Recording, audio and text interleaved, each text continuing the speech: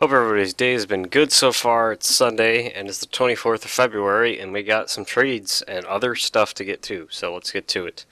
So, first is a trade that's kind of a blockbuster, not really expected. Mats Zuccarello has been with the Rangers his entire career, has been traded to the Dallas Stars. So, the Stars have been kind of active in the market recently. They made a deal a couple days ago, and now they're making a deal here. So, the Rangers are only receiving draft picks. So I think there's a first round and a couple other for this year, and then I think one more for next year. So they're getting draft picks, but honestly, I don't think Zuccarello is worth draft picks. I mean, the Rangers are hitting hard with this. They're not very happy about the trade going down.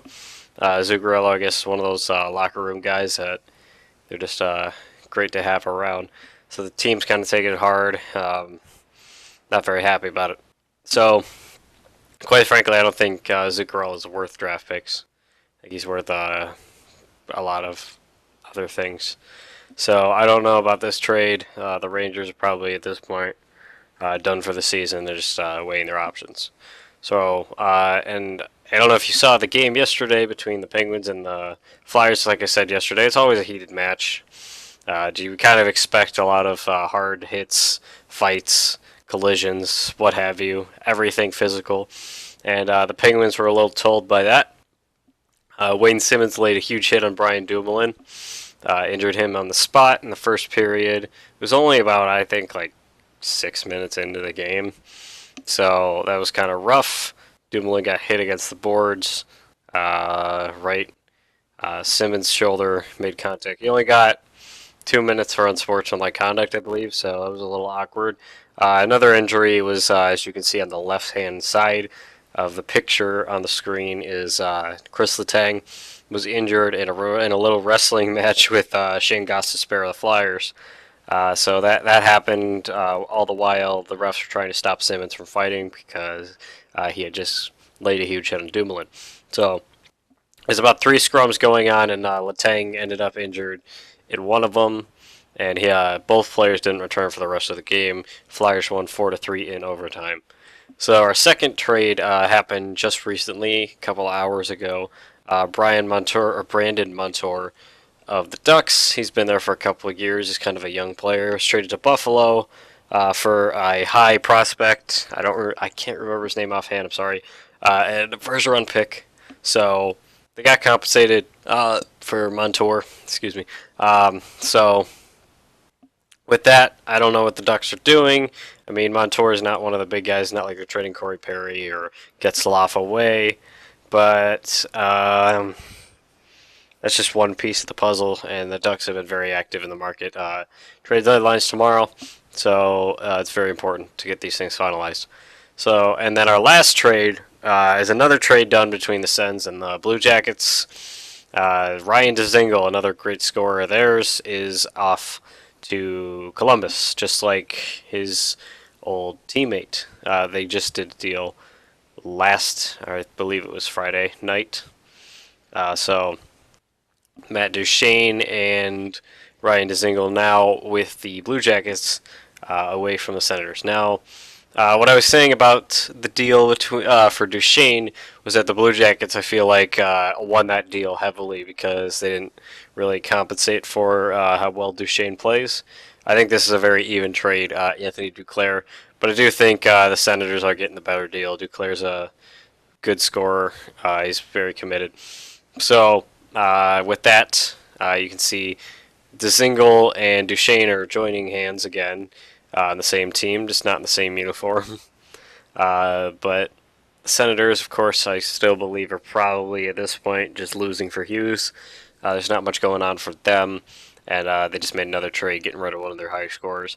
But he is being replaced by somebody at least competent in Duclair. So, Senators, I don't really know how the rest of the season is going to go, but I don't think it'll go great, and they might just have that first overall draft pick. So now moving on to our game to watch. It's kind of a special one, the Jets and the Coyotes. So this is all to honor Shane Doan, as I talked about yesterday, as the Coyotes will be retiring his number in honor of him, who is a longtime captain. I believe he's captain of the Coyotes for over 10 years.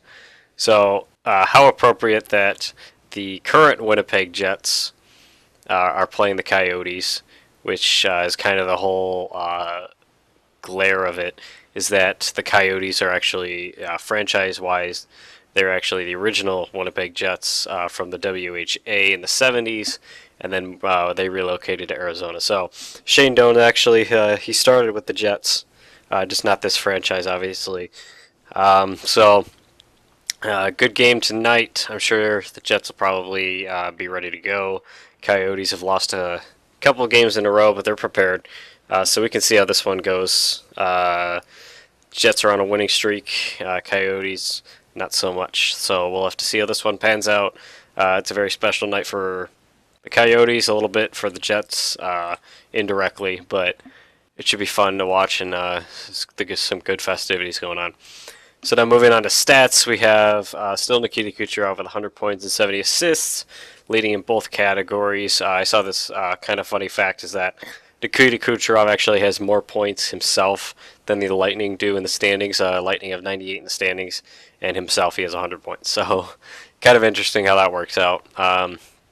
Alex Ovechkin had a goal last night against the Sabres, and now he's at 44.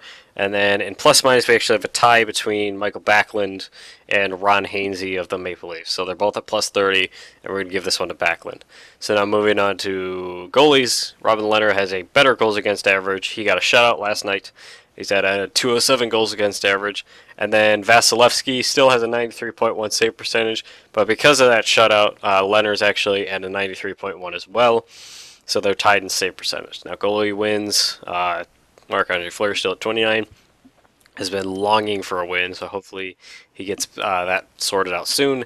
And then shutouts also led by Fleury. He's also tied with Vasilevsky right above him.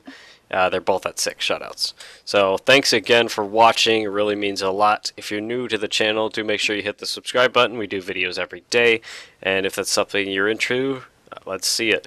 I want to thank you again for tuning in, and we hope to see you again this coming week.